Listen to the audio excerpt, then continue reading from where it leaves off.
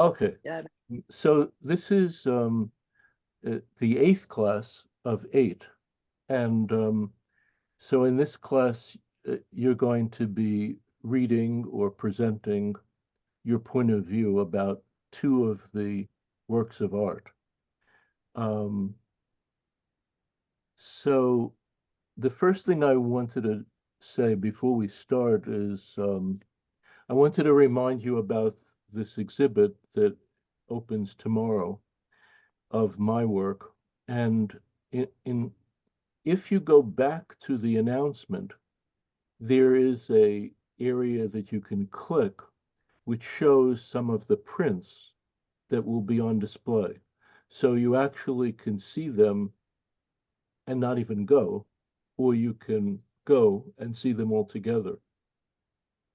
But you can see them by clicking that part of the announcement. Um, I wanted to mention how much I enjoyed the whole class. The imagery is some of my favorite, and the choices that you made are fascinating, really fascinating. So I assume from the choices that you were very involved, and I hope I'm right in my assumption. Okay. Um, so I just wanted to say something about next term. Um, in anticipation of someone saying what happened to the part about triptychs, which we never got to. And I don't like to be the cause of false publicity. So at a certain point, I thought that there were too many things, and to rush into that part would be not giving it its due. So I went a little longer with Lopez, and then I just kept going. So next term, I'm going to start with the various triptychs that I mentioned. So the first group would be Bosch for the Garden of Earthly Delights, which we were talking before everyone came. Um, I was talking with Carol, who's about to go to Madrid, and you'll see that painting there in Madrid. Oh, And Van Eyck, which is in Ghent, Ghent in what's now Belgium, which is a painting, a triptych called The Adoration of the Lamb. And that is fantastic. Then the second class, I thought of doing Grunewald, uh, one of the greatest things I've ever seen, Grunewald. And I, at the risk of being presumptuous or preposterous, I thought I would include my painting, a triptych, juxtaposed with one of the triptychs here. Uh, so they're all triptychs, and the triptych form is very interesting. So I want to just show you something. This is, I hope I can do this. This is I'm going to share the screen, and this is the imagery for tonight. Now watch this, and I'm going to come back to you. Look at these images. I don't know if you could see them on the side. I'm not going to bring them in, but if you look at the side, you should see them passing by. yeah. You see them? Hmm. Yeah. These are just amazing images, and they are really some of my all-time favorites.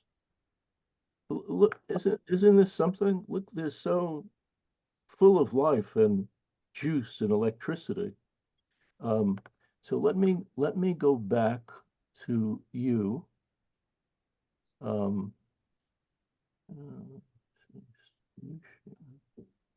oh, oh, here we go. Okay. So, all right. So that's what I have to say as an introduction to this um, a very beautiful group of images, and I sense a great involvement, and that's just wonderful. So we're going to start with, if I can do this, with Carol. Hmm. Um, Let me see, share screen. Um, this and Yep. so Carol, I think these are yours, right? Right, that's right. Okay. So if you could, this would be great to hear from you. Okay. So these are two works of Egon Schiele's. The painting on the left, Sunflower 2, was painted in 1910. It's pencil and oil on canvas, and it's 59 inches tall and almost 12 inches wide.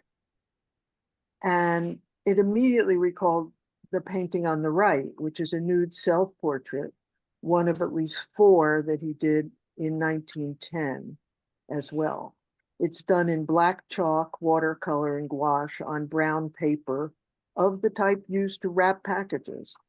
That painting is 17 by 17 inches, obviously much shorter than the almost 5 foot tall sunflower, but at 12 and a half inches, about the same width. The sunflower is in the Wien, I don't know how you pronounce it, museum in Vienna, which is the Vienna Museum.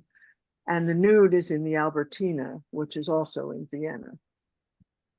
Both paintings reflect the beginning of Schiele's development of his expressionist style. They're intense, angular, and skeletized. In the sunflower, the leaves are wilted, ready to decay and wither away. That painting is really anthropomorphic. The flower head, the large dangling arms, the stick straight torso, and the two leaf legs.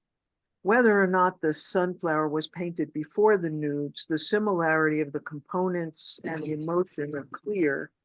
The connection is obvious. The self-portrait is that emaciated, tortured figure, bony, angular, and also skeletized. The inner tension can be seen in the expression on the face, the arms squeezing into the torso, and every hair standing up like bristles. The white aura painted around him accentuates this tension. The painting seems to vibrate. Unlike some of his other nude self-portraits, this painting uses some very vibrant color to heighten the tension.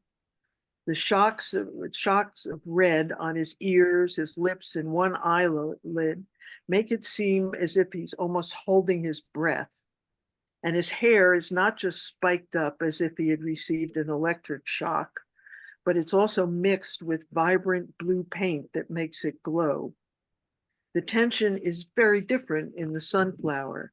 The stem is so straight that there has to be some inner tension, and the leaves, while wilted and dying, are more brittle than limp. The head is still upright, although also dying. There must be strength and tension to hold up that heavy head. Again, there is the contrasting use of color, a bit of yellow on each of the leaves to remind us that this was once a vibrant creature, and the purple and orange ground is alive and not dying. What a disturbing and brilliant 20-year-old. Depressed, melancholy, narcissistic, able to speak with all living creatures, and immensely talented. He's been able to translate the tension, the melancholy, and the depression that he lives with into his art. That's it. Yeah, well, uh, Carol, this is the best thing you've written and read. Um, Compliments, really pushed. Yeah. And I think that somehow everyone's writing or everyone's conversation pushed your response. And Mm, I couldn't be more pleased. It's so exciting, thank um, you. really so exciting. And so many parts of what you read were different, had a different quality to it, something more poetic or elusive. And um, it's just really compliments. Uh, Thank you, son. oh, yeah, really. Um, so the second one is Lucia, which is this one. Yeah, that's me. Mm, Uh, the one on the left is self-portrait on the borderline between Mexico and US. Mm, This is a small painting, 12 by 13 inches. It looks much larger somehow, but it's actually very small. Oil on metal. In 1932, Frida Kahlo accompanied her husband, Diego Rivera, to the US, where he worked on 27 frescoes for the DIA, the Detroit Institute of Art. mm, This painting reflects the deep love she had for Mexico and her heritage, and the longing for her home she experienced while in the US. On the left is an ode to her homeland, a story about the old gods of Mexico, the sun and the moon, that rule over a pre-Columbian temple, old ruins, statues of ancient fertility gods scattered throughout the rural landscape, and flowers, plants, endemic cacti with deep roots in the soil of her cherished land.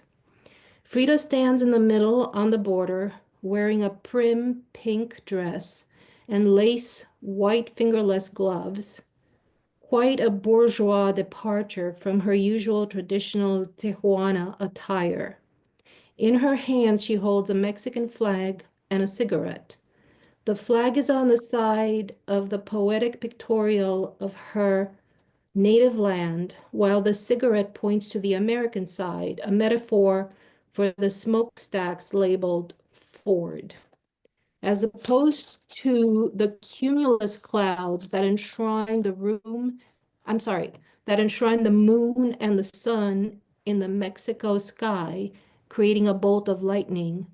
The US sky is engulfed in industrial smoke that partially conceals and suffocates the stars and stripes of the American flag. mhm. mm, The landscape on the right depicts Detroit's skyscrapers, factory chimneys that look like humanoids, and a string of modern tech inventions.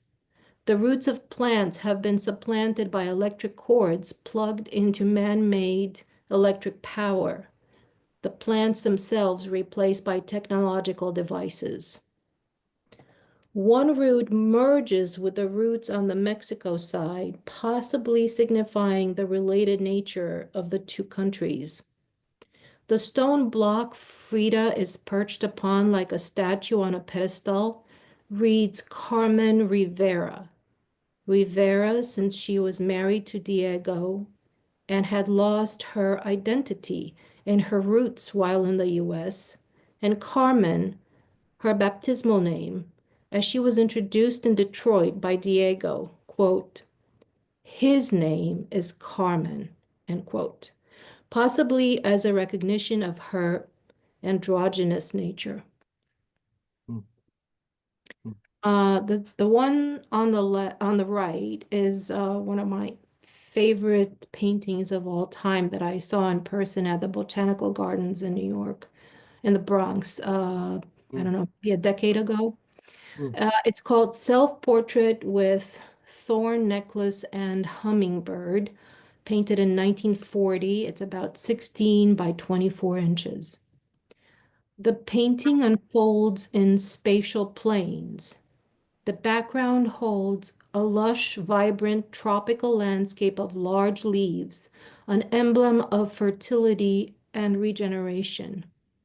Next comes a black cat, a symbol of bad luck and death. the bad luck she experienced in her childhood as she was afflicted with polio, then lived through a devastating accident. On her shoulder is perched a monkey, a symbol of evil. Kahlo painted the self-portrait after her divorce from Rivera. He had gifted her a monkey that here represents Diego as it pulls on the collar of thorns that strangles and pierces her neck. The collar and the drops of blood are a testimony to her pain, the suffering she endured all her life after the accident that shattered her spine and pelvis. The image harks back to the crown of thorns worn by Jesus in the Passion of Christ Catholic art. Frida's walk through life was marred by countless surgeries, hospitalizations, pain, physical isolation, miscarriages, and infertility. Her own ordeal, tribulations, her via dolorosa. Frida's eyes are downcast, her expression despondent, resigned. The dead hummingbird pendant that hangs from the collar of thorns is a final and also the first symbol in the painting.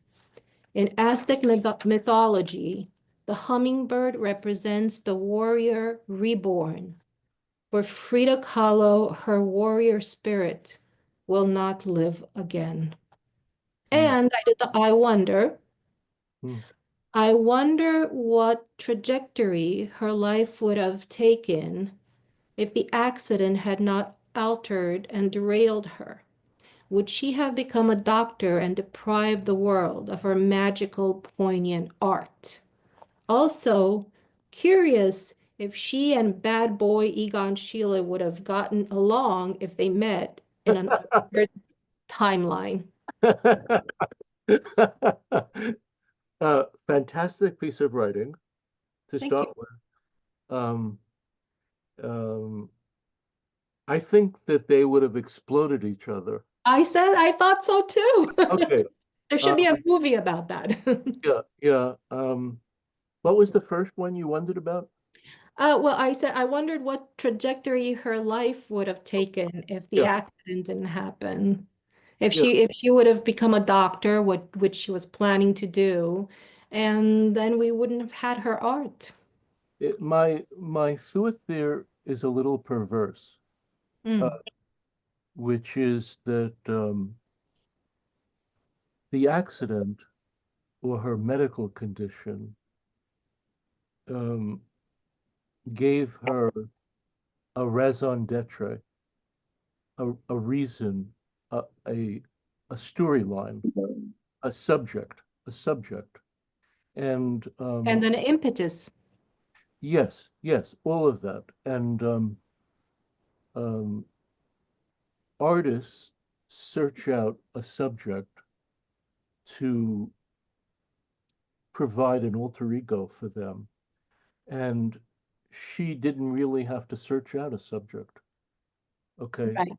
she had it in her DNA, in her axis.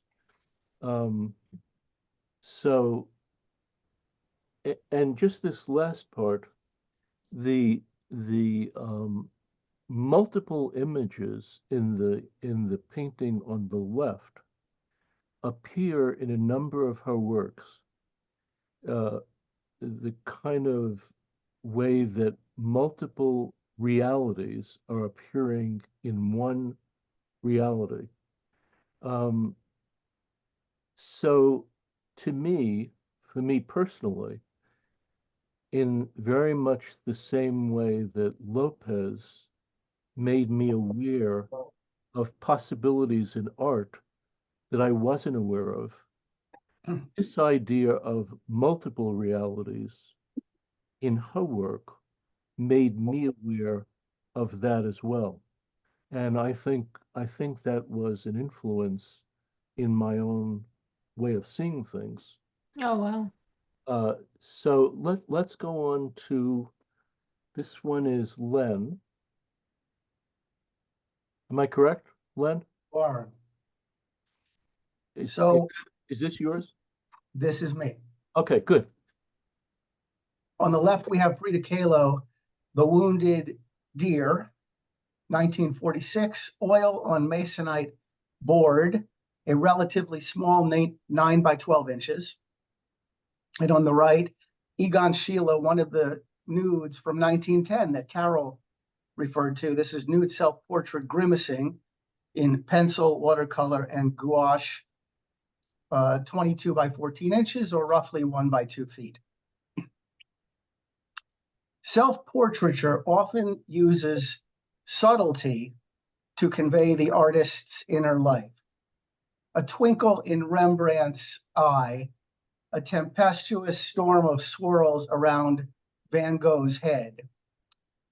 These self-portraits, in contrast, transgress boundaries with abandon. Frida Kahlo leaves none of her inner world to the imagination. Her head sits atop the body of a wounded stag. She stands in a clearing, fully exposed, rather than behind the shelter of the tree line. Her torso bleeds, pierced by 9 arrows from multiple directions, indicating she has been attacked not by a solitary hunter, but by a multitude. In the distance, a blue-green ocean holds no refuge under the gray cast of a tempestuous cloud. In the foreground, a branch has been snapped from a tree. More violence. And yet, Kahlo's face is calm, at peace with her broken body. In the lower left corner by her signature, the word karma attests to her understanding that accepting one's destiny can bring peace. Schiele literally lays himself bare.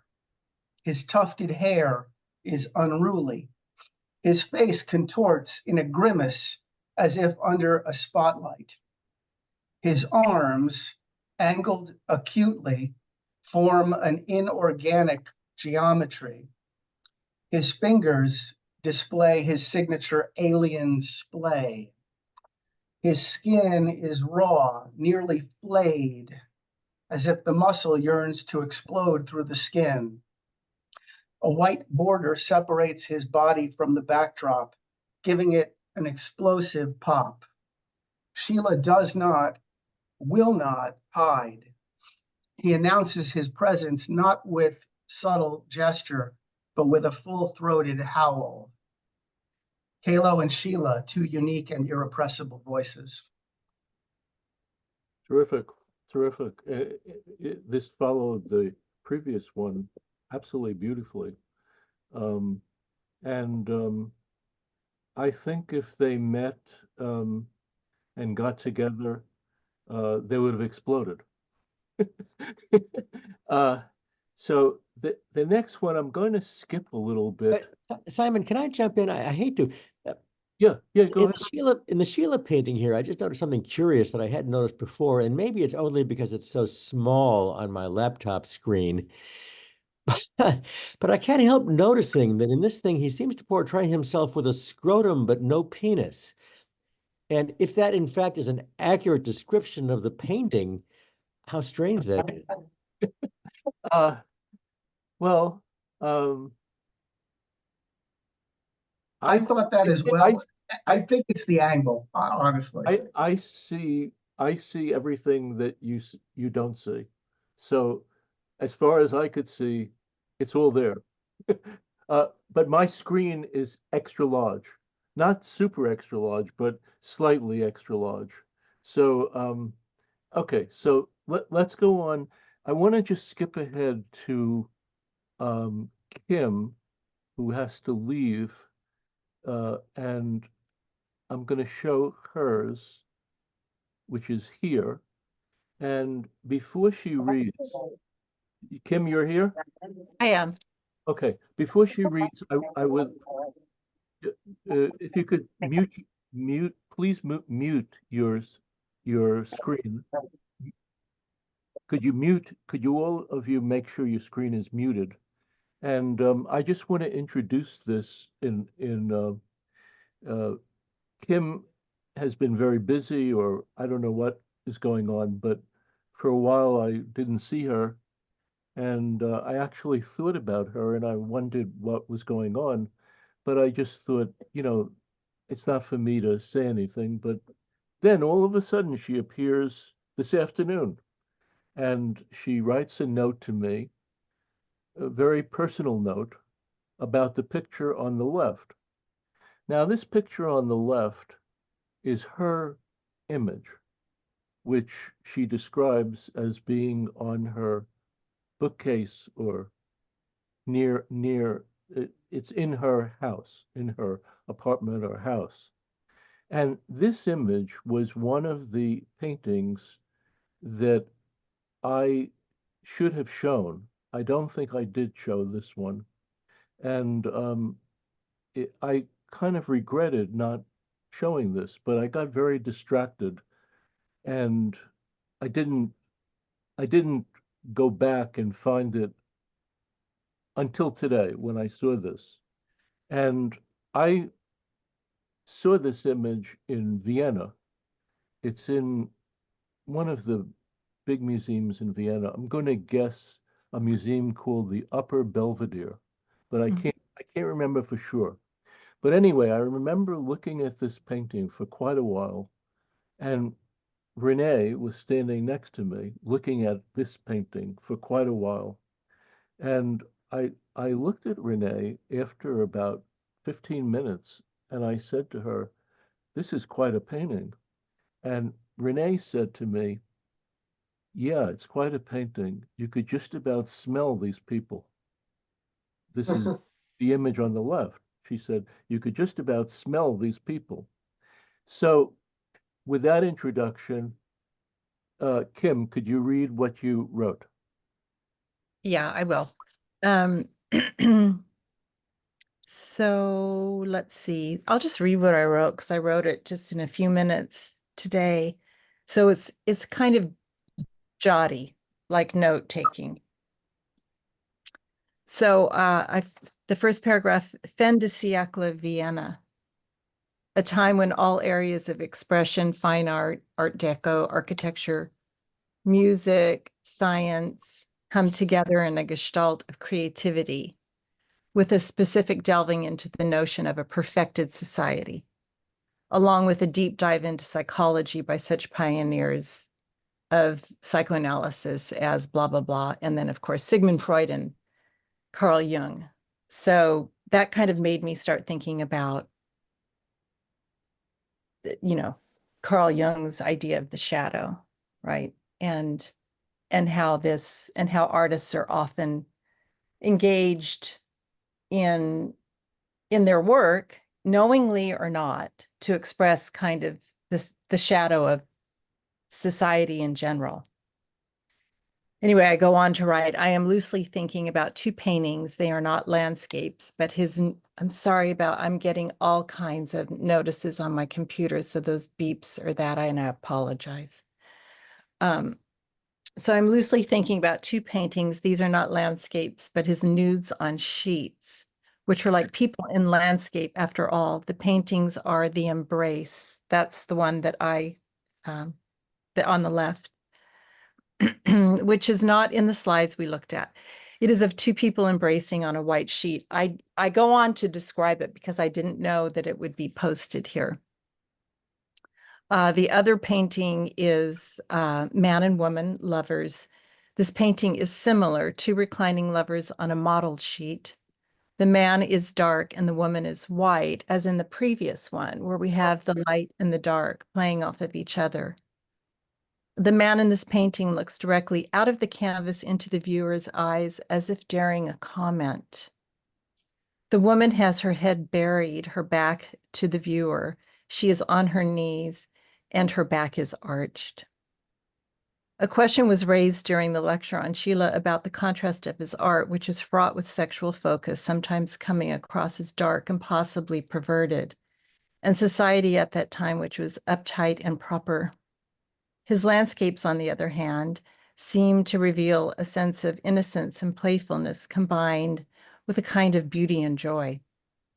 His own psychology feels porous as he relates to all things. in a kind of new agey universal belongingness, a metaphysical boundary busting. Someone in class also mentioned the cubist nature of his landscapes. In a book I have, I read a quote from him. He wrote at the age of 20, quote, "I received the clearly remembered impressions of my childhood from flat countrysides, with tree-shaded springtime roads and raging storms. In those days, it seemed to me as though I already heard and smelled the miraculous flowers, the speechless gardens, the birds in whose shiny eyes I saw my rosy mirror image. Often when it was autumn, I wept with half-closed eyes. When it was spring, I dreamed of the universal music of life." End quote. In his nudes, he poses his subjects on a sheet which could be a cloudy sky, or it could be stained glass, or a raging sea he floats his models on. He seems to paint into his mind as opposed to from it. I would say when he creates these images portraying one person as dark, the other as light. Do you want me to stop? No, say that again. He seems to paint. Yeah, I don't know why I wrote it this way. He seems No, I'm sorry. Just read it again. That's all. Yeah, he seems to paint into his mind as opposed to from it. Yes, very good. Yeah. Very good. Yeah. I would say when he creates these images portraying one person as dark, the other as light, he is expressing that which resides in all humans, the capacity to be perverted or masochistic, cruel or kind, tender or painful. Whether he knew it or not, he was expressing the Jungian notion of the shadow, which exists in humans as well as societies. Maybe because Viennese society was so preoccupied with propriety and manners, fitting in and doing the right thing, he inadvertently had to express for what swirled around him that which existed beneath the surface. Beautiful. In other words, I don't believe his paintings of nudes are decadent or corrupt at all. I believe he is expressing something we all have in us, as coined by Carl Jung, the shadow. Therefore, in these two paintings, I observe my own acknowledgement of all of that, sexual fantasies, love and hate, etc. As someone said in class, all the contrast between the town and the person. And it's interesting, as I was writing this, I came to a conclusion that happens to all of us when we write. We don't know why we're writing something. So then I go on to say, because somebody did say the contrast between the town and the person, the public and the private, which is so like the Lopez painting. So I'm writing all of this about Sheila and coming back to the Lopez painting of the man and woman making love in the street with the city in the background. Yeah, terrific. Terrific. So anyway, I just thought that it kind of all, kind of tied. I thought that the Sheila, his kind of expression as an artist ties into what Lopez was all about also, the kind of the private and public and the interior and exterior. Oh, really excellent. I thought your presence was diaphanous, but all of a sudden you have appeared, and it's not diaphanous. It's very palpable. So you've done very well. It's terrific. Thank you. Yeah, Thank you. really. So let's go now back to where we were before. And I think we were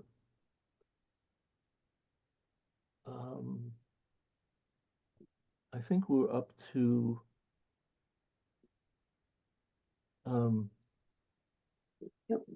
Mine is number 4. this Yeah. one. Yeah.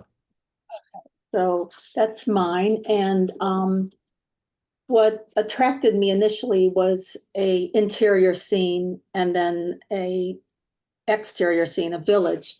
So, okay, on the left, we have the painting Sheila's Room in Neulenbach, oil on wood, 15 3/4 by 12 1/2.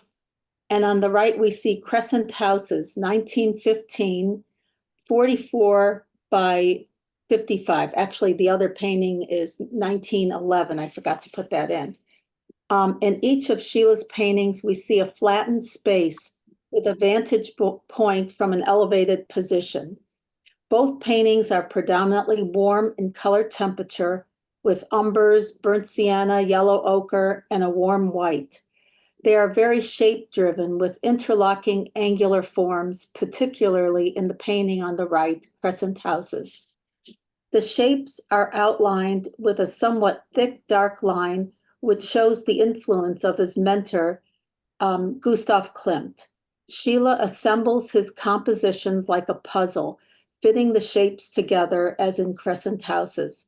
However, in the painting Schiele's Room, though the angular shapes are dominant in this composition as well, there is the more quiet negative space of the floor and wall to balance the large dark shapes of the furniture. Both of these paintings have the size and format befitting their individual subject matter.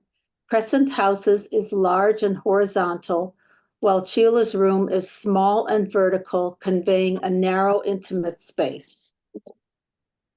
And I forgot to do the other part that I wonder if, I guess I would say, I wonder if, again, he died so young, where he would have gone to with his work had he had more years of life.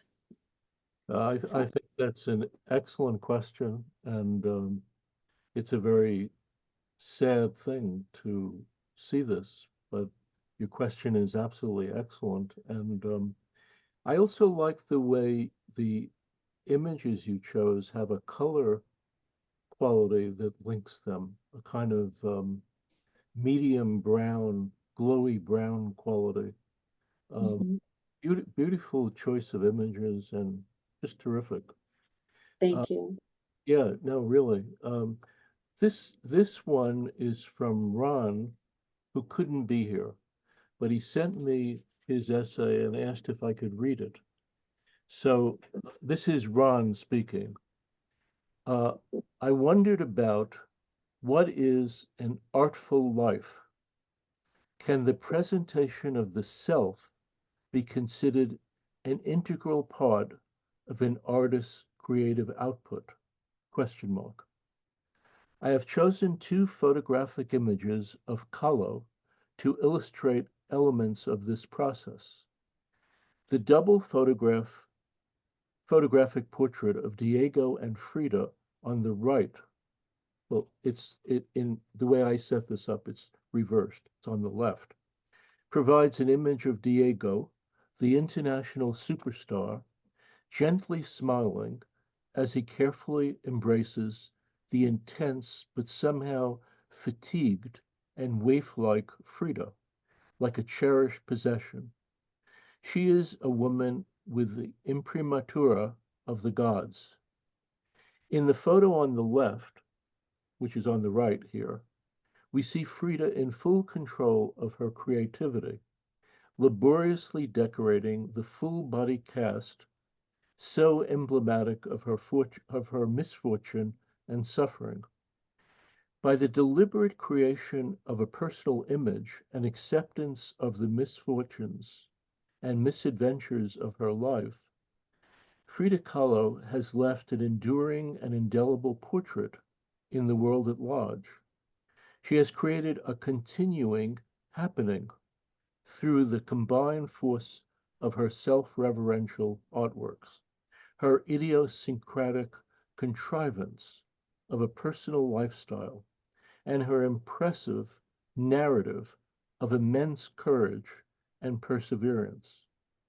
Why not consider these elements of an artist's life as a valid corollary of their work in the studio?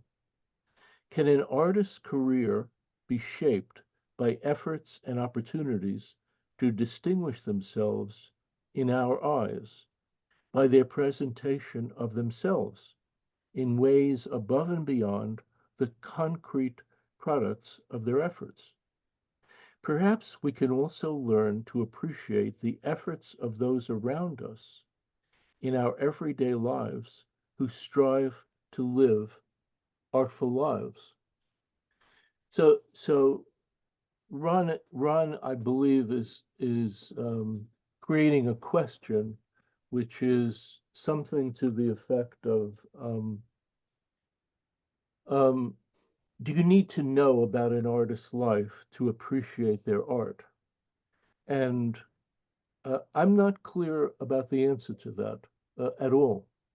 The part that is clear to me in doing this class or in thinking about art, the most important part to me is to make the art live, to make it feel like it's important, to make you care about it, to make myself care about it. So whatever I can do to make you care about it or to make myself relate and care, that's great. So do you need to know about Frida Kahlo's accident? Do you need to know about uh, Diego Rivera's connection with her? Do you need to know about all this stuff? Or does the work speak entirely independently? I don't know the answer to that. Some art doesn't need any explanation, anything extra, and some art is enhanced by that. And that's the way I see it. Um, I think if you took Van Gogh, some of his art needs something extra, something about him that tells you something, that opens it up for you. Some of his art needs nothing, but I don't know. I don't know the answer.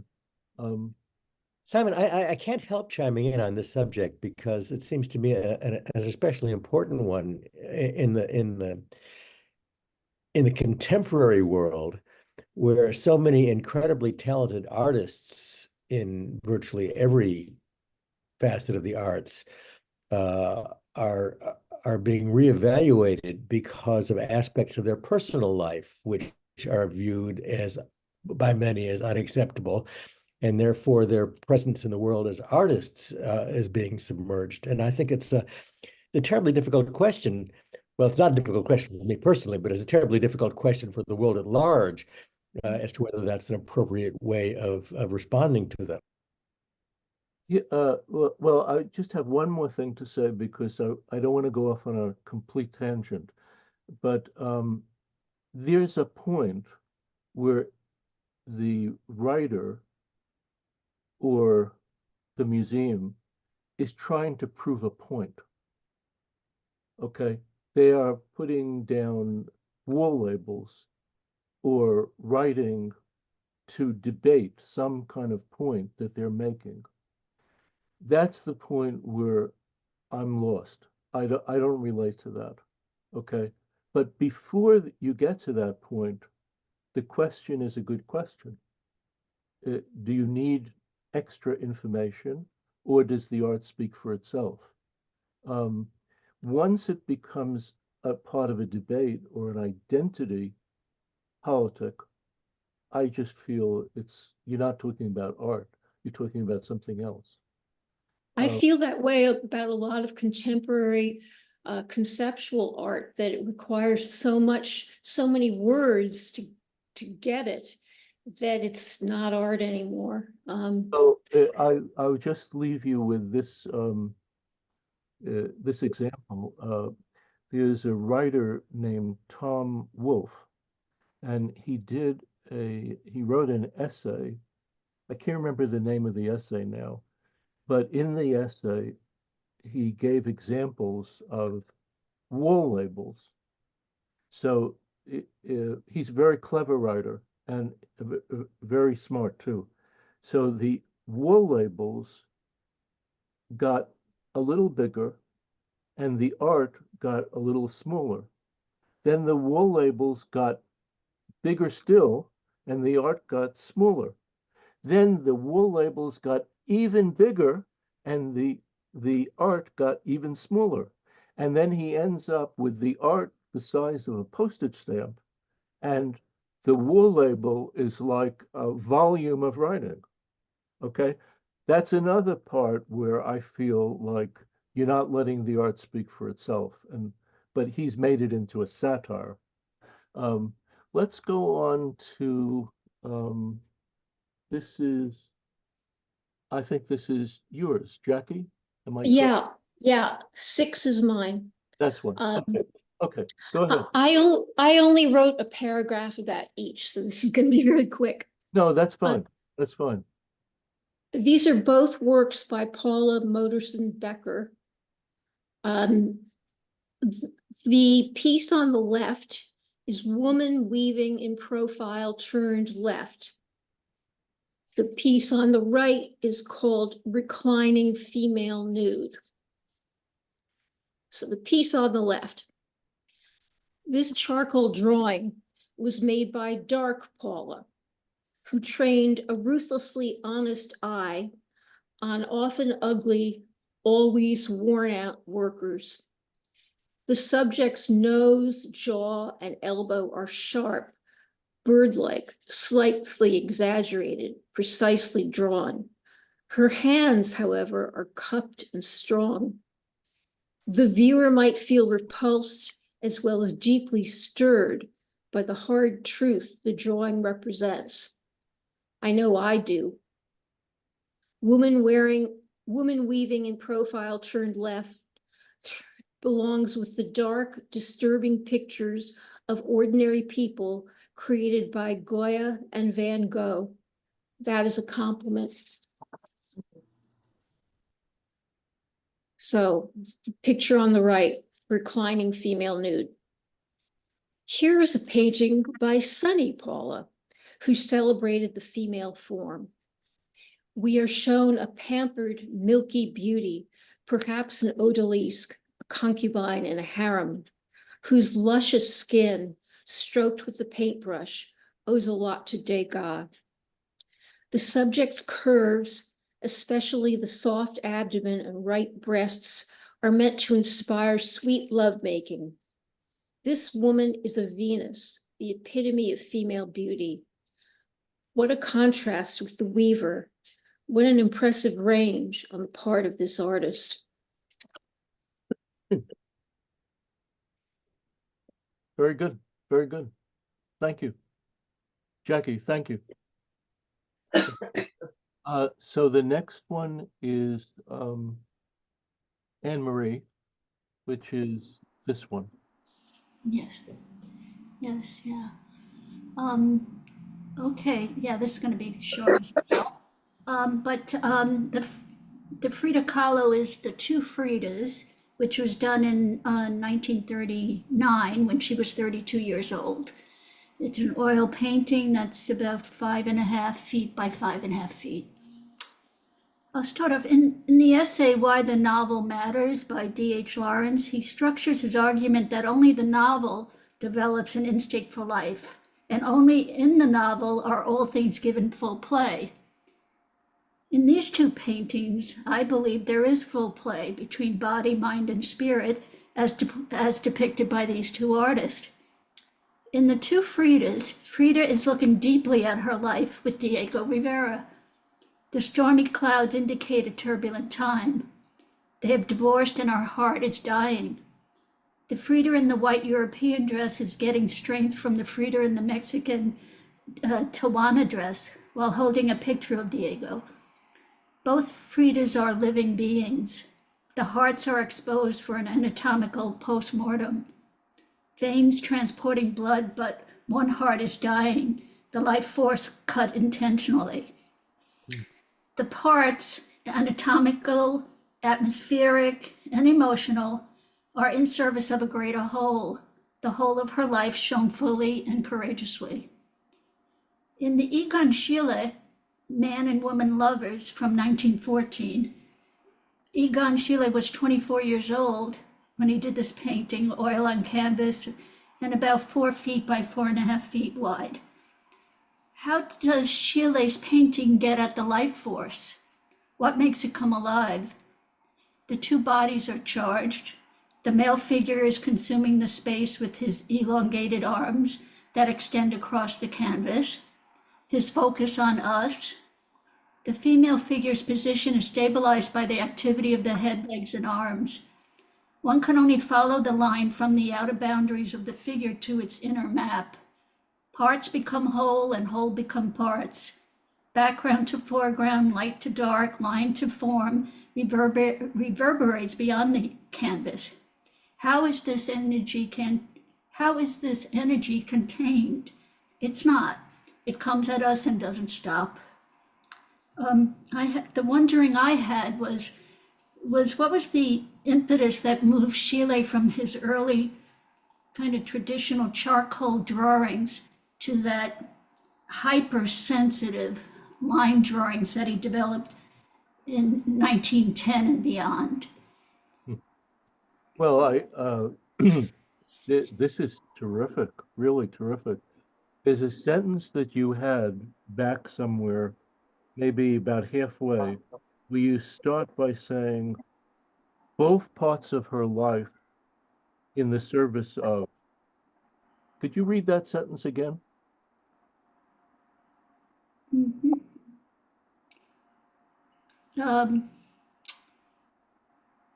Sorry, I don't know which one you're referring to. It's about the two Fridas, and you said something like both parts of her life. I said, both Fridas are living beings. The hearts are exposed for an anatomical post-mortem.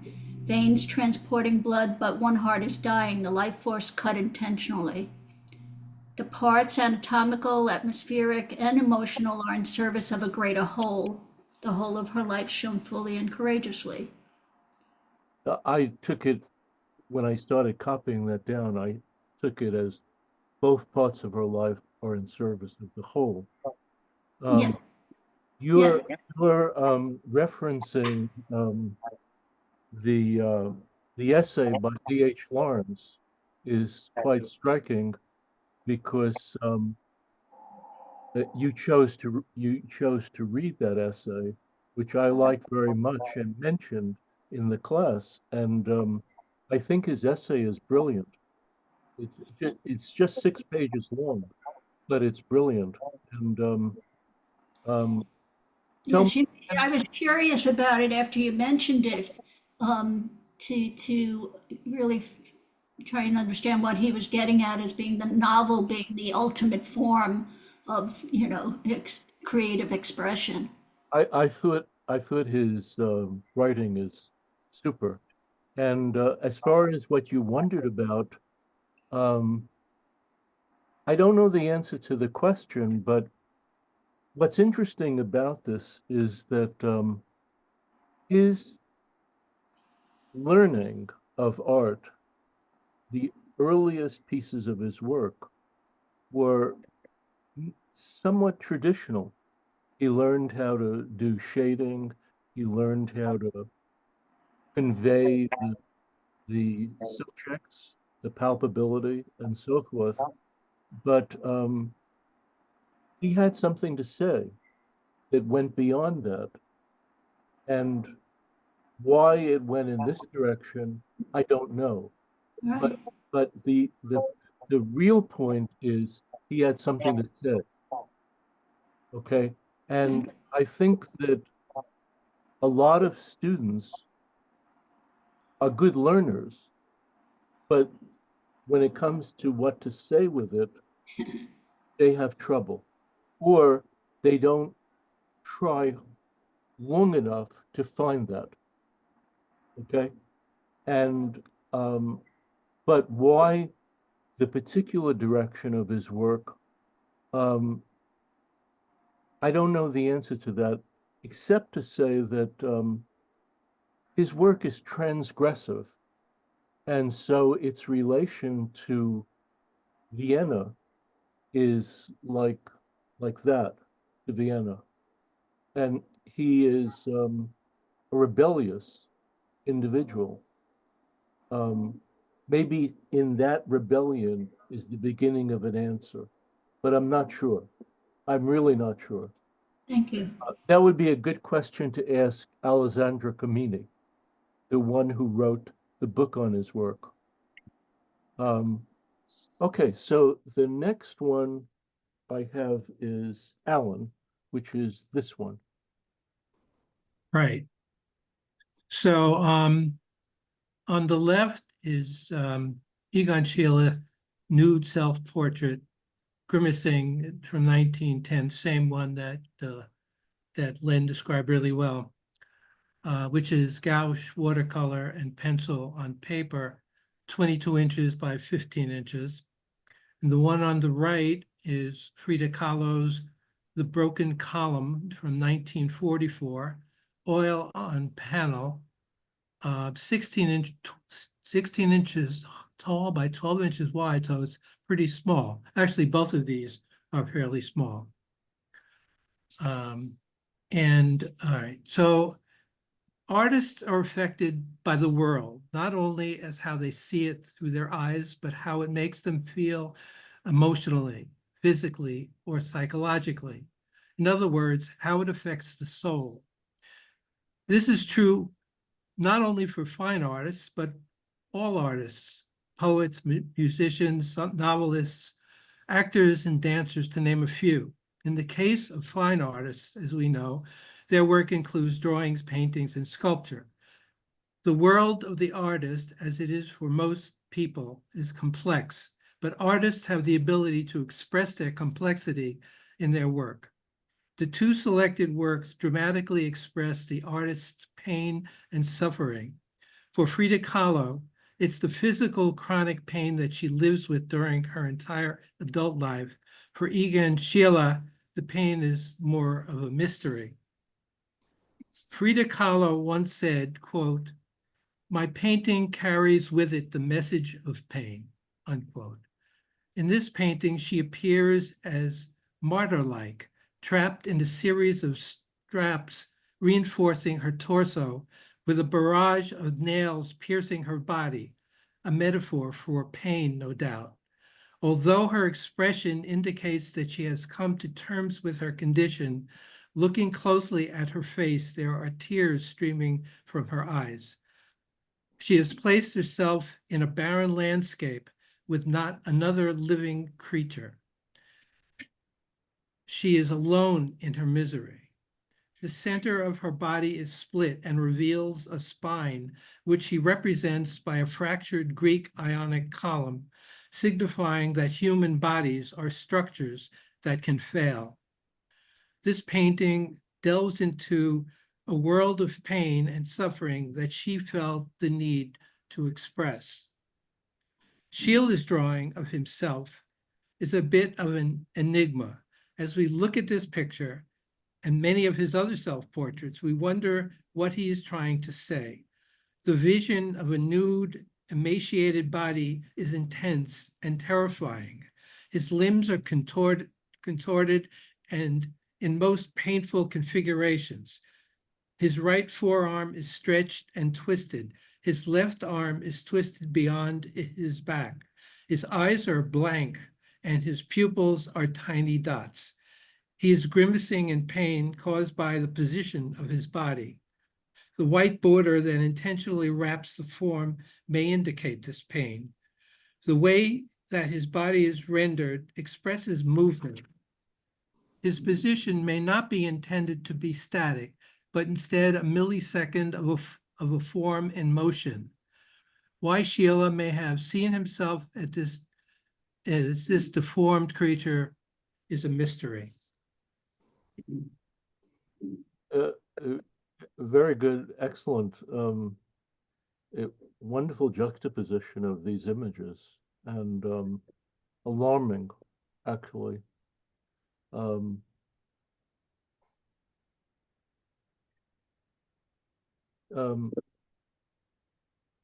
Was there something, Alan, that you wondered about? Well, yeah, except that it's kind of, well, I'll read this. So both works are no doubt fine art, which gets me to the question I have been pondering for most of my life. That is, what makes a work of art art? When I was in high school, I read a book by a 20th century American philosopher and writer named Suzanne K. Langer, in which she wrote, "To be a work of art, it must have artistic import," a made-up label that to me was meaningless at that time, and still is, frankly. and certainly did not answer the question. In these classes, Simon has given us his perspective, and the responses and points of view of the students have been very helpful. Nevertheless, most likely the answer to my question is different for each of us, and for me, maybe will never be completely understood.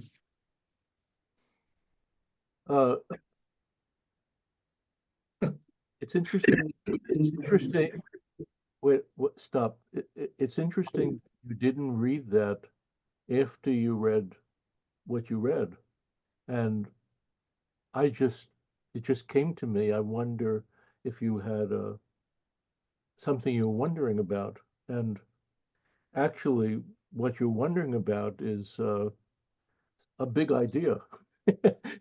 It's not a little nothing. It's a big, big idea. It's no throwaway. And Well, it's interesting, I actually wrote this as part of this, and I don't know, for some reason I decided to kind of separate it out. But yeah, I should have kind of read the whole thing together. But it as I went through this, somehow it made me think of this. well, I want everyone to go, so I don't want to for an answer to you. So, as usual in life, the answer will come to me later tonight, tomorrow, next week, or 2 weeks from now. So I hope you'll come back and I'll give you the answer if I could. But it's your point is fantastic. It's just that I don't like making up things, and I just can't think of a quick, sly response. Yeah, this is a big question, and I wouldn't have expected that. No. It's your thought is very good. And bringing it back to high school is fascinating, because you knew that your instinct was that wasn't the answer. What the answer is, I'm not sure, because like if you look at this painting by Frida Kahlo,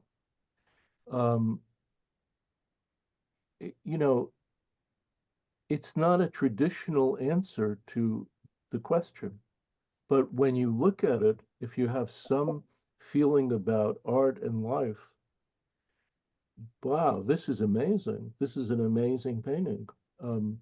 So it's hard to pin it down, because once you pin it down, there's going to be something that comes extra that you have not counted on.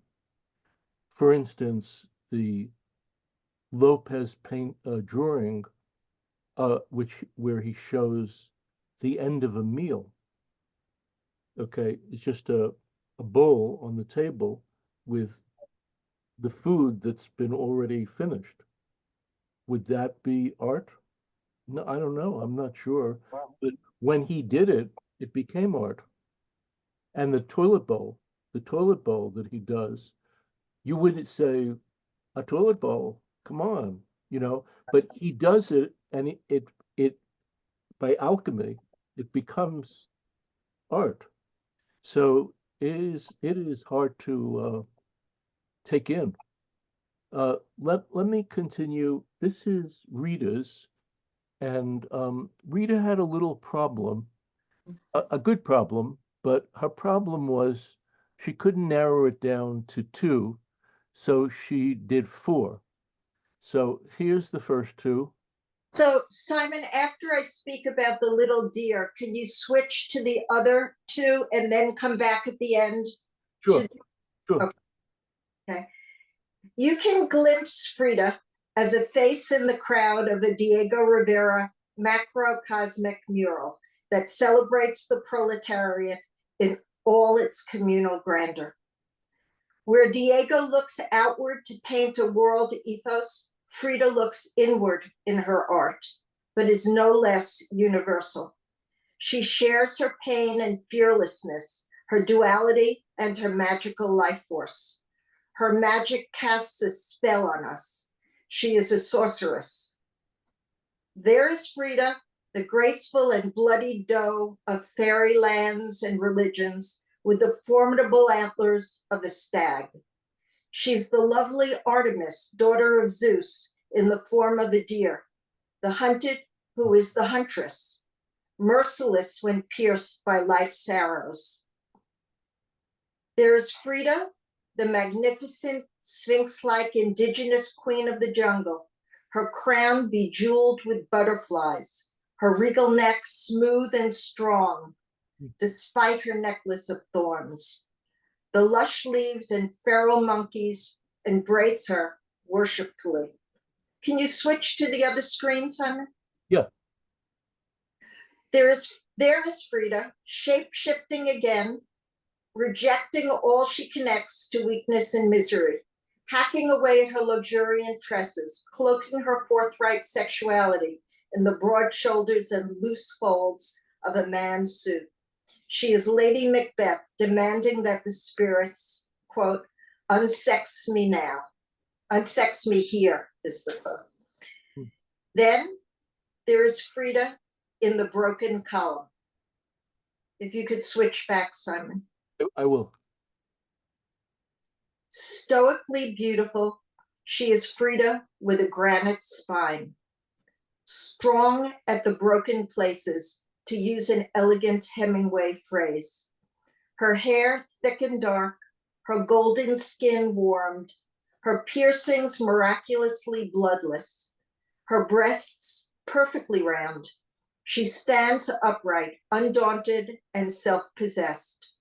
She is one with the sunlit fertile earth and eternal sky at her back. Her corset holds her together, but does not constrain her.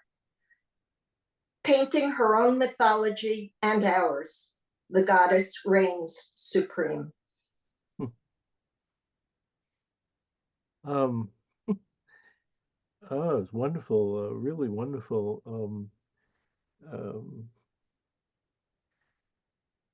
Shape-shifting in your essay is a beautiful term. What made you think of that?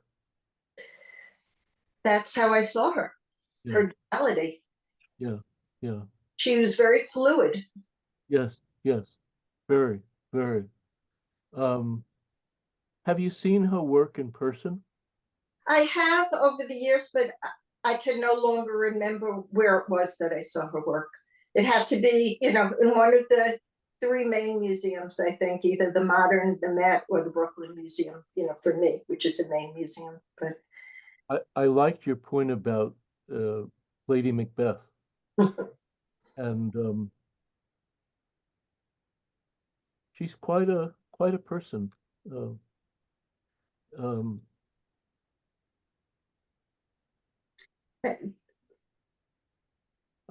Really quite a person. And if I was a woman, would I want to be like her? Would you want to be like her? I think a lot of women are like her. Yeah, the shape-shifting part. We've had, That's what you mean, right? yeah. Yeah, yeah.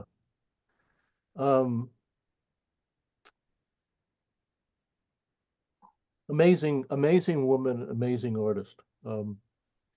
And beautifully written, honestly, just absolutely beautifully written. Thank you. So the next one I have, Simon, yeah. just an observation before we move on. Could you just slide up for a little bit? Should I do what? Slide the slider just up a little bit to capture Alan's pictures. Oh, yeah. It's just an observation, but oh, this is Alan. Alan's pictures and Rita's pictures have connected my pictures by the broken column. Yes, that's right. Mm-hmm. That's right. Yeah. Very strange. That's right. Yeah. So number 11 is Kristen, which is this one. Kristen, am I right? Yes. Those are mine. Go ahead. The two paintings I've chosen are The Sleeping Child, or in German, someone could probably help with this, Schlafendes Kind, painted by Paula Modersohn-Becker in 1903. It's 27 by 24, oil on canvas, and Yellow Town by Egon Schiele, painted in 1914. 55 by 43, also oil on canvas. And interestingly, when I looked at the dates, both of these were painted 4 years before they died, which is just an interesting little fact that struck me when I read it. The Yellow Town and the Sleeping Child are both scenes of something at rest. There is no action here, yet both are pulsing with warmth, energy, and life. The child in Modersohn-Becker's painting sleeps peacefully, if in a slightly awkward position. The eye is drawn to the central focus, the child's bright face and limbs, which is the most luminous part of this painting, and it is not hard to imagine the raspy sounds of deep sleep breathing. The homes in Schiele's town are animated, lively, almost as if they might begin to move about, with no single focal point, but so much for the eyes to take in. These paintings are both stretched out beyond the edges of the canvas. The partial view of the cradle frames and holds the child within the painting on the top and lower right, just as the hint of fields and forest frame the top of Schiele's work, while the wall in the foreground creates a feeling of peeking into this world. Both paintings overflow off the sides of the page, leaving the viewer to imagine what else is out there surrounding the subject. There is a great deal of color in these work, but the tones are close in value. Schiele weaves various pops of colors throughout this painting. Shades of yellow in Yellow Town are many and scattered amidst the subdued and mottled grays, greens, and browns that make up most of the homes and landscape, creating a feeling that some of these homes are radiating energy and warmth. Accents of bright red strewn about the town in chimneys and roofs, gutters, pipes, and doors, horizontal details across some of the homes, and the long top edge of the wall in the foreground force the eye to take notice of the tiniest of details. Both painters have combined many colors, layering the paint to create textured, energetic images. Neither painting appears smooth and clear. The quality of paint in Schiele's painting feels lighter, more delicately applied, with brushes of gray or brown scraped or smudged across the homes in many different directions, on rooftops, walls, and even in the seams. Everything in the painting of Modersohn-Becker's child feels more mottled and rougher, with the exception of the wall on the top left above the child, which seems as if it could fit in perfectly as one of the roofs in Schiele's Yellow Town. The darker places in her painting look as if the paint was thickly and roughly applied in tiny bits to give the child an almost antiqued, crackled porcelain look. The lines that create the squares on the blankets are out of focus, whereas Schiele's dark outlines more clearly delineate each object, but even those seem to be smudged. These paintings almost have a heartbeat in the midst of the still subject matter. Could this child be sleeping in the room of one of these windows? These paintings offer comfort and coziness, as well as breathing, living images to the viewer. I thought what you wrote is very, very descriptive, and maybe a little different than the other pieces of writing. The descriptions in terms of color and touch and adjectives and all that is very vivid, your eyesight is very good. And that's what really drew me to these. I saw the Schiele painting, and if anyone else, I know several of you saw that exhibit, and I could not stop looking at that painting. I thought it was just going to dance off the wall or something. So, and then the one by Paula Modersohn Becker, I also just felt it just kind of lived, even in the serenity of the a sleeping baby. Beautiful, slow looking, and really describing. Really excellent. Thanks. And the thing I wonder, and I don't know painting, and so I actually wonder about if you have any ideas or anyone does about how the paint was actually applied in these.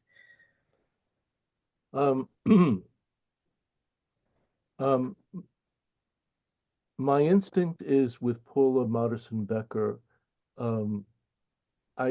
My remembrance of the two is that Paula Modersohn Becker's painting was thicker and maybe applied with a palette knife and brush, much thicker. Egon Schiele's painting varies. So some of the ones that you saw before, the lovers, are very much like Paula Modersohn Becker. But this painting, the landscape, it strikes me as thinner, much thinner. But the color quality of the two that you chose are very connected and very, very interesting. So really, really excellent. The next one is Frank, is this one here. Thanks, Simon. Yeah, before I read what I have here, I just wanted to make a comment that having taken a really close look at so many of these great images, the Egon Schiele self-portraits that Alan and Len both presented, and Carol's in particular, made me think that he was really those pictures are the embodiment of punk rock before punk rock was even a thing. You know? It's like I could imagine him on a stage. Yeah. I agree. He was James Dean before James. Right. I happen to choose a couple of pictures that are far less provocative, but interesting nonetheless. These are two charcoals by Paula Modersohn Becker. And they're a pair. They belong together. One on the right is the seated farmer with a stick, and the farmer's wife, seated, is on the left. They're both from 1899. Both are charcoal on paper, and they're both basically the same size, about 4 feet high and about a little over 2 feet wide. In late August, I ran into Simon on 7th Avenue here in Brooklyn. He told me about an exhibit at the Neue Gallery of someone who I had never heard of and whose work I didn't know. And the exhibit was closing in the first weekend of September. It was an exhibit of Paula Modersohn Becker's drawings and paintings. There was so much of her work that was groundbreaking. Paintings of children, the nudes of children that were unself-conscious and matter-of-fact in demeanor, self-portraits, and particularly pregnant nude self-portrait. So much art to take in of this artist who lived only to be 31 years old, reminding me of the composer Franz Schubert and the quantity of work accomplished in the early passing at a similar age. Among the pieces that stayed with me that day at the Neue Gallery were the charcoal drawings, particularly the two seen here of a farmer and the farmer's wife. The detail, shading, contrast, and the exquisite lines do justice to the subjects sitting in front of her. Dignity, the strength, and the hard, relentless work they engage in are all on exhibit in these drawings. The charcoal struck me as the pure essence of Paula Modersohn Becker's remarkable skill as an artist. Her medium is simply charcoal on paper, yet it appears unlimited as to what she can portray. In this presentation about her, Simon mentioned that the halftones and light in the charcoals are the equivalent of paintings. Look at the farmer's wife. Her skirt is very dark shaded charcoal, yet we can see folds in it. In the farmer's outfit, Becker has added just enough light to his jacket collar that we can vividly see the dark shirt he's wearing. The light she brings to the knuckles of his fingers wrapped around the stick in his hands and the spot of light next to his right eye, excuse me, indicate a source from the left side of the drawing. His eyes, looking to his left, indicate someone who seems tired and preoccupied with the demands of his life. The woman's face is rendered in vivid detail. The veins in her neck, her sinewy arms, and her hands gently placed in her lap reveal a guarded yet perhaps friendly presence. The vertical lines the artist uses as background show varying degrees of light but give no indication of where the couple is posing. One can easily see the chair in the portrait of the farmer. The chair is far less visible in the portrait of the woman, with the back appearing from behind the right side of her body. But in a remarkable achievement, one can see hints of her calves beneath her skirt. And unless I'm imagining it, some of the rungs of the chair as well. It's very difficult to see in reproductions on the computer, but I was looking at them in a book of her work, and it seems very possible to see that, and which I found kind of amazing. I wonder how much time it took to make these pieces. I also wonder, as I'm sure many others do, what Paula Modersohn Becker would have presented to the world had she lived even just a little bit longer. Yeah, it's quite sad actually. Beautifully presented, Frank, and Yeah. it just would repeat what I said when I spoke about these earlier, is that it's rare for drawings to be taken this far. And actually, many of her drawings are more sketches.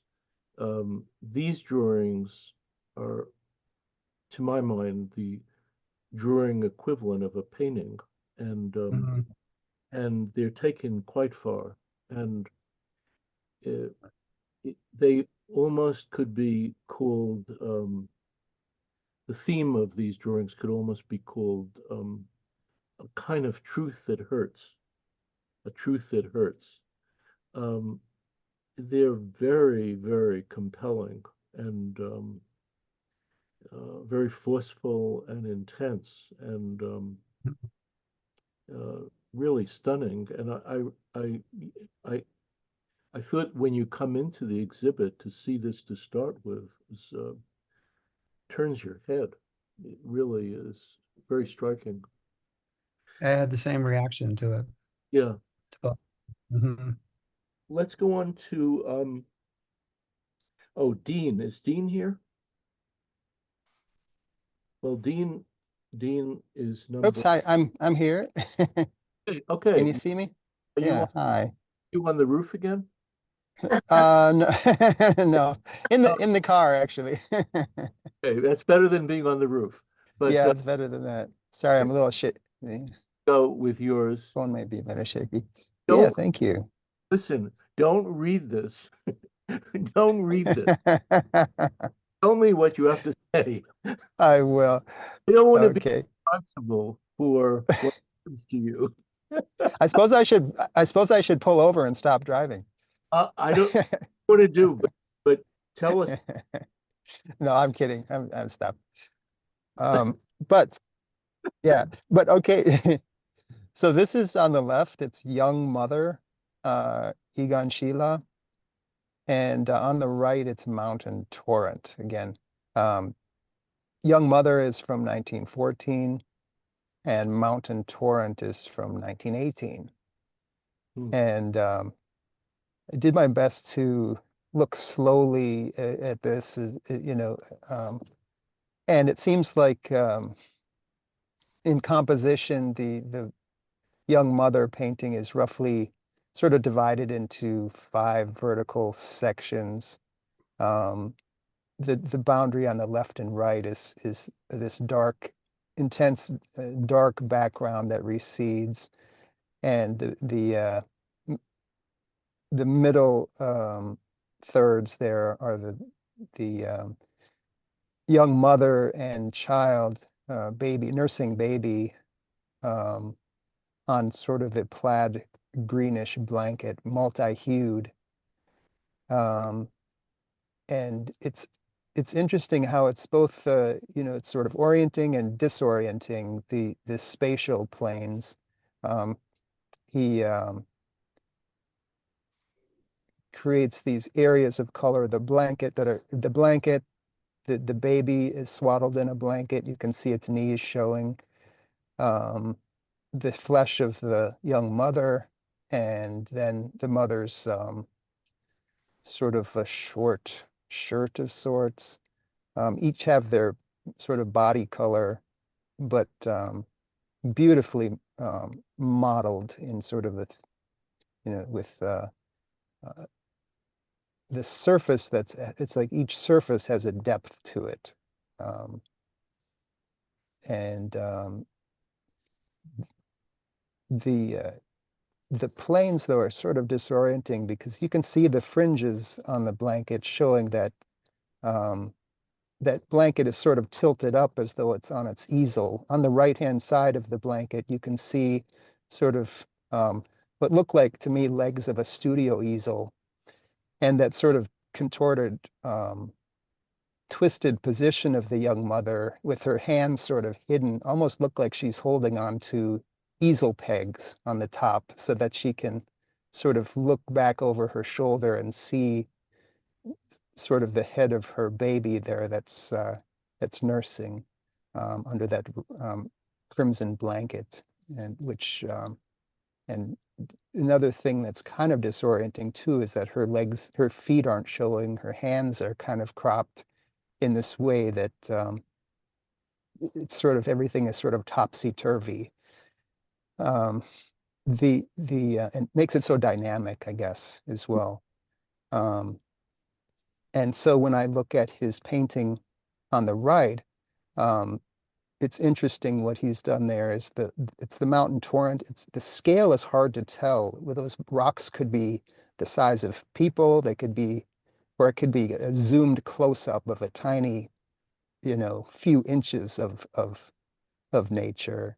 The rocks are shaped and sculpted almost flesh-like, like the back of the young mother. And then you have the different simple planes, again, like the sections of the young mother painting. You have the upper triangle, the lower right triangle, and then this pivoting rock or two in the center of the blue field of water, kind of that serves the same purpose as the head of the baby, that sort of orangish, oval that everything can kind of tilt around. In the dynamic triangle of that water, it's almost, you could picture it being a tidal wave if you didn't know that there's rocks on either side of it. It just has a lot of forces of nature showing too in the lines, the wavy line from that lower left upper edge of the water that's stylized, and the water crashing around that middle rock. So seems like he's in his earlier career, he did a lot of more impressionistic nature studies, and he's really seems to have melded his styles, learned a lot from things that he's done with the human portraiture in this 1918 water portrait, you might say. It's terrific, really. Dean, terrific. Very beautifully described. Stay on the road, keep your eyes looking, okay? The next Thank one, you. the next one I see is Chuck, which is this one. Chuck? Let me turn on my microphone. I'll just read what I had written earlier without any more comment. these two images, I should say on the right, what I'm focusing on is the segment of the Lopez Garcia painting on the right, which is shown in an enlarged version at the bottom lower right, which is just a piece of a larger painting about which one could say more. So these two images by artists of vastly different temperament, Lopez Garcia and Sheila, have a curious thing in common, which is that each portrays a pair of lovers in an embrace, or in Lopez's case, actually having sex. But the tenderness of the pose in each case seems to be in tension with the artist's depiction of the lovers decaying or decomposing flesh. But from that commonality between the images, though differences emerge, although the underlying flesh tones in both images are pale, Lopez depicts decaying flesh largely through texture, while Sheila depicts it through color. To be sure, neither artist limits these paint characteristics to the figures themselves. Lopez's rough texture and Sheila's mottled coloring extend throughout the image. But these techniques haven't simply bled into the figure's flesh from the rest of the canvas. Both artists certainly meant to convey a sense of morbidity in the figures. Why? In Lopez's case, we know that his temperament was not, by and large, a morbid one. Most likely, the composition is a dreamscape or a surreal juxtaposition of elements drawn from and reflecting associations known only to the artist. Or he may have been playing with his audience, posing questions to the viewer to which he didn't have or propose an answer. In Sheila's case, on the other hand, a certain morbidity does indeed run through his work. His figures often appear grotesque or tortured. These features of his figure paintings, and I don't mean all of his figure paintings, but many of them, may reflect tension between Sheila's intense sexuality and the constraints imposed by his family and social environment. I think Kim already noted that juxtaposition. But then it's striking, though, that his landscapes and his townscapes, which we looked at in the class we had on Sheila, in which his subjects aren't burdened by human relationships or human psyches, seem by contrast charming and playful. And so that's what I have to say about those two paintings. And in the I wonder category, quite unrelated to what I just said, I wonder what draws one, or at least myself, to some artists more than others. I wonder, for example, what draws me more to the works of Lopez and Sheila than to those of Kahlo and Modersohn Becker, among those we've looked at in this course. I would say that one obvious distinction between them is the gender distinction, but I thought hard about it, and I don't think that's what accounts for my reactions. But I'll stop there because I could go on for a long time. I like your question. I want to make sure we get to Matthew, who's the Yeah. last. So I'll stop. That's Yep. the end of what I have to say, Simon. I just want to say one thing about, I asked you to write what you wonder about, and I think at least half of the questions you raised, I didn't know the answer to. But I like what you're wondering about, but I don't know the answers. But here's a funny thing about one thought. I have an old friend who's of Norwegian background. She's very fair, very blonde, very luminous looking. And once she told me that her favorite painting of mine was a painting of a sink, which is very dark, brooding, and morbid or deathlike. And after she told me that, I realized that you just couldn't figure it out. You just couldn't figure it out. So I'm glad that you wondered about it, but that's my take. I have some tentative answers, but I won't take up screen time now to articulate them. Thanks. Matthew, this is yours. Matthew, are you still here? I am. I was muted. Sorry. Oh, good. I'm glad you're still here. I'm here. I know. I realize it's late. We've gone over time, so I'll be quick. No, you don't have to be quick. Just do what you do. Give it its due. So I chose these two because they're both somewhat surrealistic interpretations of interior spaces, which I think for both of these painters, Lopez Garcia and Kahlo, can serve as a metaphor for the inner workings of their minds or consciousness or their soul, if you will, as well as a literal interpretation of the artist's own personal spaces. And I think we've seen across their works, both Kahlo and Lopez Garcia have pushed us to think about what it really means to see. And they drive us to question how much of what we think our eyes is perceiving is actually caused by photons hitting the retinas, and how much of it is a product of our brains playing tricks of psychology or memory or subconscious or just filling in gaps and lighting things that are disconnected so that we're not surprised or startled by what we're looking at. Excellent point. Really terrific.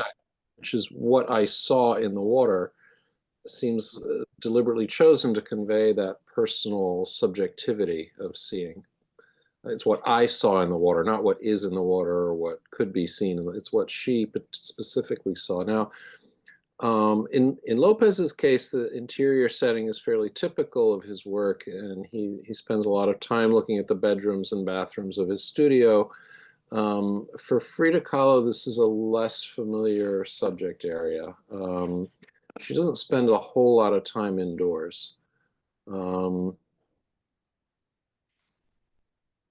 Both artists have here brought surrealistic elements into their paintings, and they've superimposed people or parts of people onto what would otherwise be a naturalistic view. In Kahlo's case, it's not entirely naturalistic. It's a somewhat naive style that seems to highlight the symbolic aspect of her painting. And besides people, she introduces a number of other symbolic elements like plants and the seashell and the dead bird and the Empire State Building rising out of a volcano, which is some kind of symbolism I can't quite interpret. And there's some things in there I can't even quite identify, funny shaped rocks and so on. But the overall impression is very grotesque, and just it looks like it's a portrayal of many instances of suffering, which is a theme that we find in a lot of her works. Rising over everything are her somewhat pudgy toes, which are reflected in the water in an odd way.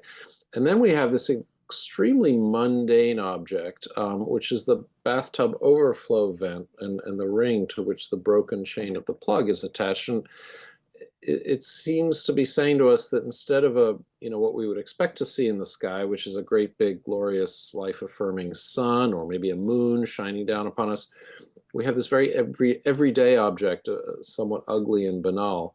And so we're sort of forced to wonder, what is her worldview and what torture and pain has she endured that she feels compelled to paint such a troublesome composition for us. I think the most striking element of Lopez's painting is the half-drawn woman, obviously, who's standing in the corner.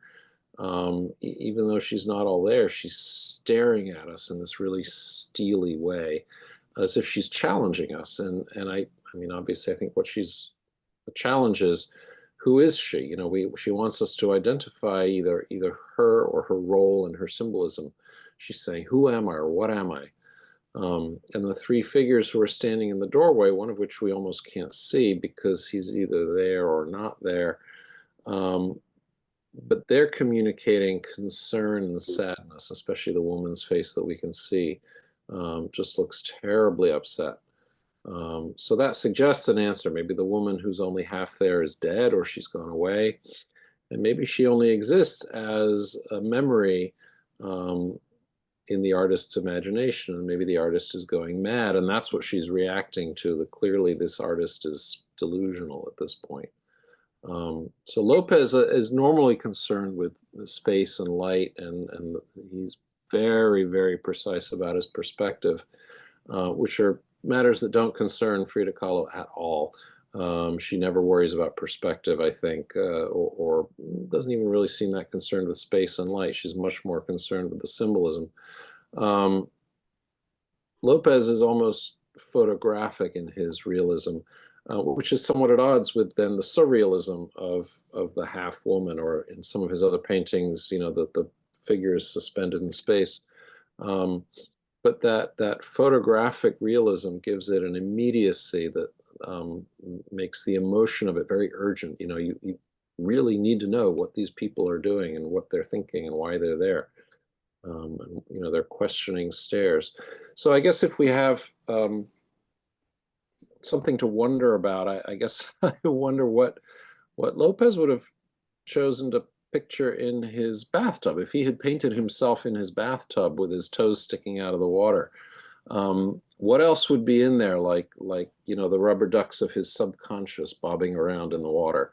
So he doesn't give us much of his subconscious, I don't think, or maybe he does. I don't know.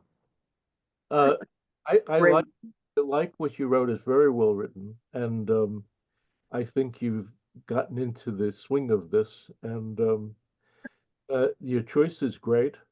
The one thing I would say is that the painting in the bathtub is a real favorite of mine of her work, and it's much larger than her other paintings. It's like a good sized painting, and after I remember after I saw this painting, I was taking a bath and I was thinking about what was in front of me. You know, I was wondering why I didn't see all this stuff.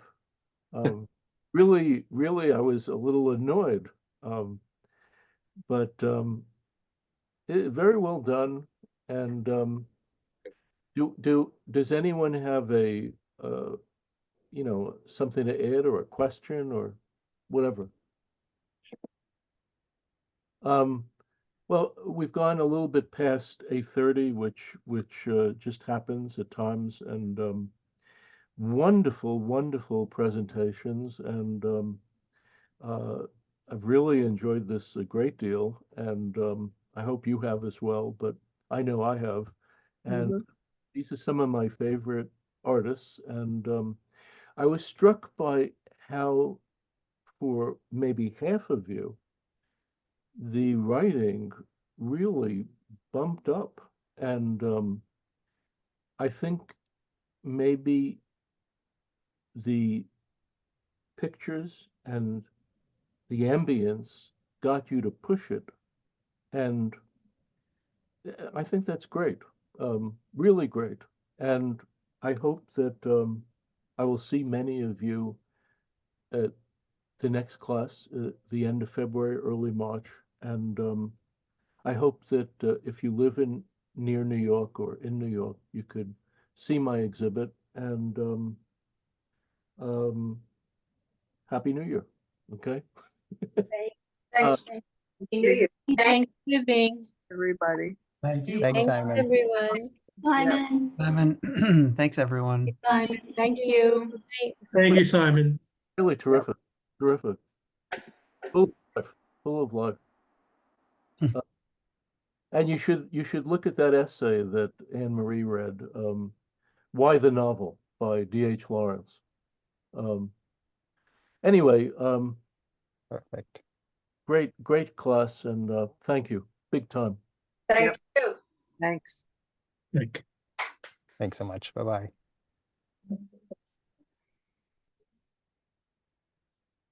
Rita, you outdid yourself. Oh, thank you, Simon. Really excellent, excellent. You should have done 6 pictures. I know. Next time, next semester. I have to watch that video. I'm not there's so many things going on, but that's first on my list. Get to it, I think you're going to enjoy it. I'd be curious. I want to see your take on it because they made some of her paintings in the presentation, and it's different. To me, it was wonderful. I'll write to you. I'll write to you. Okay, Loved your presence in the class, and I'm enjoying it so much. this was one of your best ones, or maybe the best. And the whole idea of shape-shifting, it's a really worth exploring, and I Yeah. wonder if it's a particularly female manifestation.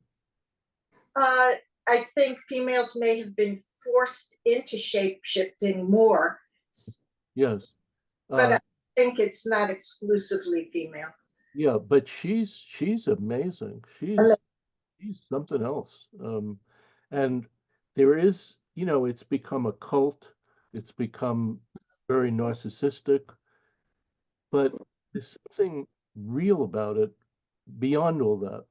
Well, I think in the 70s or whenever it was that women really, I think women with their in the second wave of recognizing her, I think women were at the forefront because they felt she had been neglected. But I think now, I don't think it's a feminist thrust as much. I think everybody is recognizing that she's magical. Yes, yes, yes. One thought that I have, which is kind of funny, is that here we are and you don't live next door, but you're communicating more than in all the years that you lived next door. Isn't that funny? We should have been talking about art all those years. That's so funny. Isn't that funny? I really enjoy that. That's the wonderful surprises of life as you're moving on, right? Yeah. Yes, and you have to be open to that. It's a really nice thing. Send my best regards. I will. Same here. Yeah, thanks. Good luck. Good luck tomorrow. Thank you. Take care of yourself, okay? See you next semester. Oh, thanks. Bye-bye. Bye.